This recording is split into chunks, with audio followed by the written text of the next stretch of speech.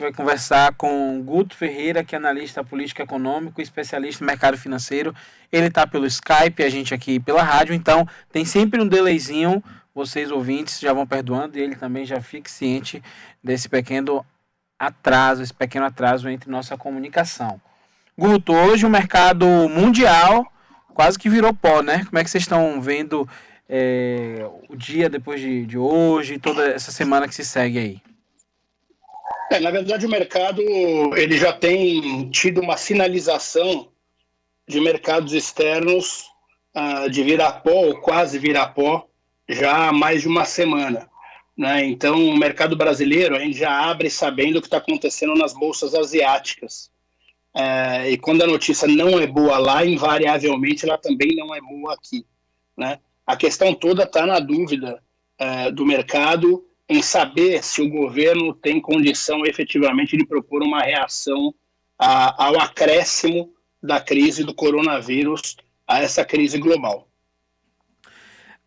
O mercado parece para algumas pessoas que está em liquidação, né? Você tem essa visão também de que algumas ações, por exemplo, Petrobras, Gerdau, Via Varejo, são ações que para quem tem investimento em bolsa é uma boa comprar? Olha, você tem algumas... Essas empresas elas acabam, de certa forma, sendo sólidas. Né? No caso da Petrobras, obviamente a questão da discussão do preço do petróleo, do preço do barril, interfere bastante, sobretudo se você pensar que uma operação do pré-sal brasileiro ela estaria ali entre 40 e 50 dólares. Se esse preço do barril está acontecendo abaixo de 30, a operação do pré-sal fica questionada, a ação da Petrobras acaba caindo, mas a Petrobras tem ido numa linha muito boa de recuperação, não só de ativos, mas de saneamento interno. Uma outra ação também que está barata nesse momento é a ação da Oi. Né? No momento em que se discute a questão do 5G no Brasil, é muito provável que essa ação volte a subir em algum momento nos próximos meses. A questão da Bolsa é interessante, porque está tendo muita gritaria, mas 60%, talvez um pouco mais disso, são players que entraram na Bolsa recentemente, que estão desesperados, que vêm à Bolsa de uma forma especulativa ou de curto prazo. Aqueles investidores de médio e longo prazo, eles obviamente estão assustados, não tem como não estar assustado nesse momento econômico, mas eles sabem que, como investimento de longo prazo, médio e longo, daqui a um ano e pouco, a gente já vai ter uma recuperação na casa aí dos 116 mil pontos, que foi onde ela parou. A gente está vendo agora o ministro da Fazenda, Paulo Guedes, da Economia, né? Não me acostumei com o nome do ministério, o ministro da Economia, Paulo Guedes, anunciando a injeção de 147 bilhões na economia do nosso país. A gente pode esperar para amanhã já a Bolsa abrindo de forma mais tranquila ou isso não deve surtir efeito? Nesse caso, eu estava acompanhando agora, inclusive, os anúncios do ministro Paulo Guedes. Não depende só desse tipo de reação, porque em 2008 a crise foi predominantemente econômica, né? Agora, em 2020, a crise é uma crise de saúde global que tem impactos muito fortes na economia e que se acrescenta aí a disputa de petróleo e outros fatores, né, como não crescimento, etc. O governo já havia... Na verdade, o governo já tinha colocado muito mal no final do ano passado que o Brasil teria um crescimento de PIB de 2,5%, quando a maioria dos economistas e analistas sabiam que isso não era possível por conta das condições macroeconômicas não estarem plenamente acertadas, por conta, inclusive, das reformas no Congresso, que o governo ainda não mandou, por exemplo, a reforma administrativa ou mesmo a tributária. Então, esse crescimento não aconteceria na casa dos 2,5%. É óbvio que uma injeção de 150 bilhões nesse momento, ela ajuda a dar uma acalmada, dizendo que o governo tem interesse em atuar agora mais proativamente na crise. Mas certamente ainda é muito pouco para parar a possível quebradeira que está por vir. A gente está conversando com Guto Ferreira, analista político-econômico, especialista em mercado financeiro. O índice Bovespa hoje fechou a 71 mil pontos. Lembro que no comecinho do ano a gente comemorava aí o fato de ter rompido a barreira dos 100 mil. Demora para retornar isso tudo?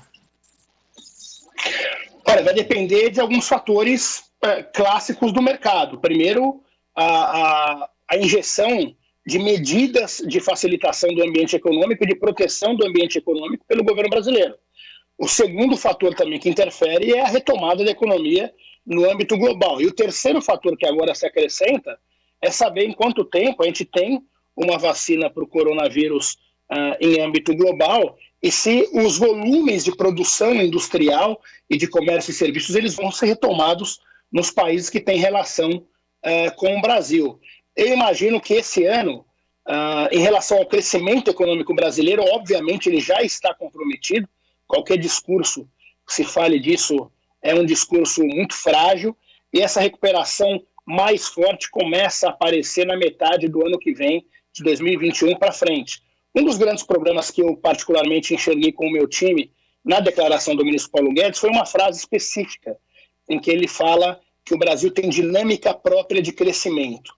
Isso, na verdade, é um subterfúgio para proteger as não ações do governo brasileiro nesse momento, ou as ações atrasadas do governo brasileiro na parte econômica. No momento em que você tem uma economia globalizada, totalmente integrada, em que o Brasil depende, por exemplo, das compras chinesas ou dos Estados Unidos ou de outros países para vender os seus commodities, obviamente, isso não é uma dinâmica própria da economia brasileira. Se acontece um espirro na China, ele vira um tufão no Brasil.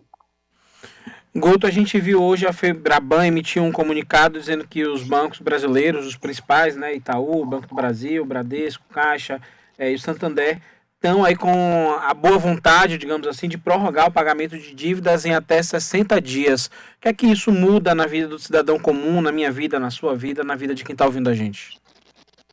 Olha, se eu não me engano, agora há pouco eles já voltaram atrás nessa declaração. Salvo engano, eles voltaram atrás nessa declaração. O sistema brasileiro financeiro, ele é muito robusto do ponto de vista de liquidez desses bancos que você citou. Primeiro porque são poucos bancos, eles concentram toda a massa de dinheiro, de aportes, de investimento das pessoas físicas e jurídicas. Então é um sistema robusto para enfrentar uma crise. Obviamente eles vão precisar de mais apoio e orientação também do governo federal. Mas não é nenhum favor, obviamente, que eles fazem para a população.